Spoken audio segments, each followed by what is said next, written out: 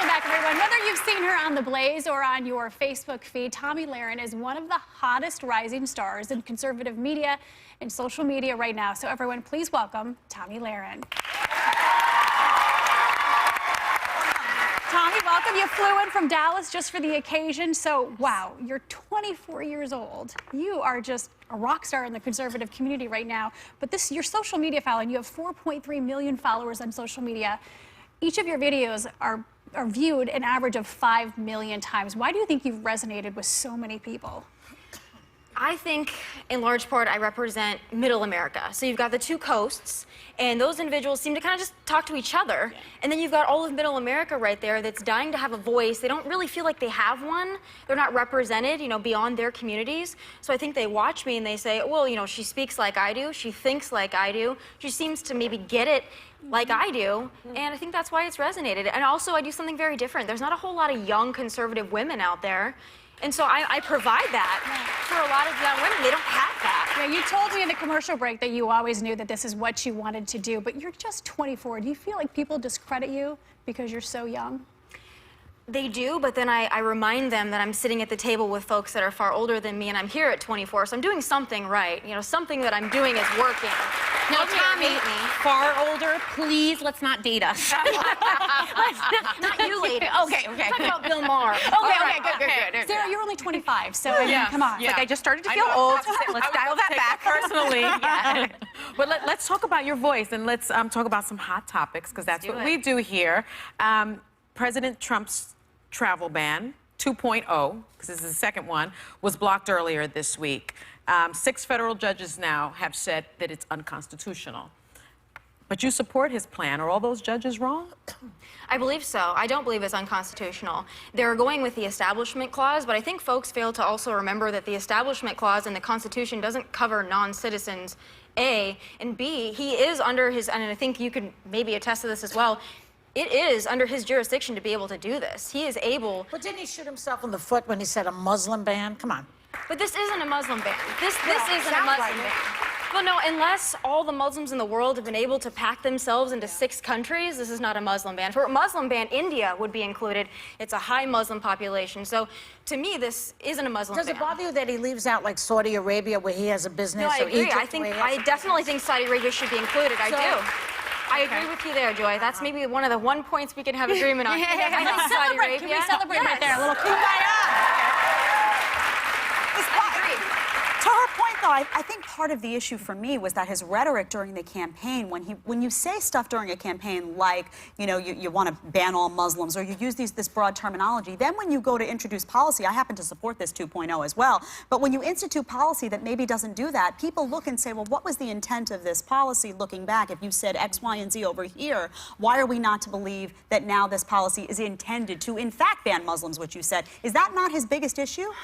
I think that it is. I mean, for Trump, rhetoric is usually the problem, and it's usually the basis of the problem, but I like to look to policy more than just talk. And when we're talking about campaign promises, wasn't it President Obama that said, if you like your health insurance, you can keep it? I mean, some things... Well, one thing he said, and they keep bringing it up over and over again. But what what about about Trump says something crazy every day? What about the fact that Giuliani, because I think it was a slip in the administration when Giuliani spoke out about that, but when he said, he came to me and said it was a Muslim ban, how do you remedy that? Here's the deal. We have to be honest. I'm someone that's made a career on being very honest. To say that we don't have a problem with jihadists torn in countries that are, Islamic faith dominates those countries. To say that that's not a problem would be to completely miss the real threat at hand. We have to name the enemy. That doesn't mean all Muslims are the enemy, but we look at these 6 countries, we can see they have a serious problem with terrorism. They have a serious problem with extremism, and it's Islamic extremism. We need to be honest. If we can't be honest, we're going to continue to chase our tails, and Americans aren't going to be safe, and Muslims are not going to be safe. Let's talk a little bit, if we can move on, we have some investigations that are potentially going on right now, and I'm someone who supported investigations into Hillary's emails, into Benghazi, into the IRS targeting conservative groups. I'm sure you were on board with those as well. But now you have an investigation of the Trump campaign and his potential ties to Russia. I also think that that's a valid investigation, given that we know that his campaign had contact with Russian officials last year. That was at the same time that Russia, we know now, was in fact trying to interrupt our democratic process. Do you support this investigation as well into Trump's potential ties to Russia? I support an investigation, but I support an investigation into wiretapping claims as well. I think if you're going to investigate one, you need to investigate the other. I think that that's only fair. And I also think it's important to point out that President Obama's President Obama's talking about Trump. But I'm talking about President Obama's CIA director. Yeah. He came out and said, I see no ties, I see no collusion here. So when President Obama, who's a Hillary supporter... No, Republican said that too. Right. Well, when Obama's acting CIA director comes out and says, I see no evidence that there's ties But there's between... no evidence of wiretapping either. But Right, that so one- we should investigate both to the fullest. Well, You're saying For me, the difference is that for wiretapping, there really is no evidence for what he's saying right now, in my opinion. But when it comes to the other issue of the ties to Russia, there was a lot of communication. You have several people in his campaign. I'm concerned, for me, I don't care who the president of the United States is at the time. I'm concerned about protecting the democratic process. So for me, there is a big distinction between those investigations because one is more founded than the other. And that's where we can agree. I think both need to investigate. But they cost money. They cost money. So if you're going to investigate it, I want to know that I want some reason for the investigation. Otherwise, I don't want taxpayers on the line. All right, let me ask you this question because we're running out of time. We are a show about women, so we talk about women's issues a lot, and mostly female, although we have some lovely men here today. So I would like to ask you, woman to woman. All right. Is it difficult for you to support Trump as a leader when he treats women so poorly, the things that he said about women? Remember that horrible tape, the Access Hollywood tape? I won't even repeat it, it's so gross. Mm-hmm. And not to mention the things he said about Megyn Kelly and about Alicia Machado, all that stuff against women. You know, if we go back to the campaign, which is when most of this took place, I looked at the things that now President Trump said, and I look at the things that Hillary Clinton did, and I had to weigh them. But I did. But now we're talking about now. What did she say that was so horrendous towards men? Actions. Towards men. You know, she stayed married to Bill Clinton. So is she giving him a pass then?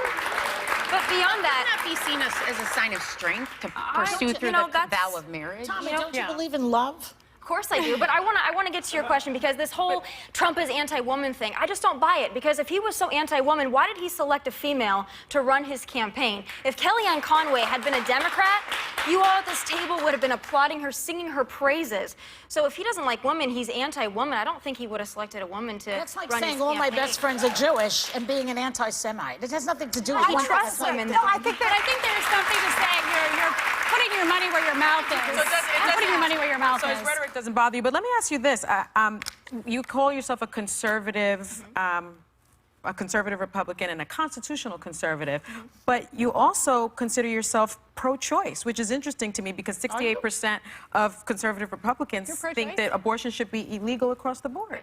No, I'm pro-choice, and here's why. I am a constitutional, someone that loves the Constitution. I am someone that's for limited government, and so I can't sit here and be a hypocrite and say I'm for limited government, but I think that the government should decide what women do with their bodies.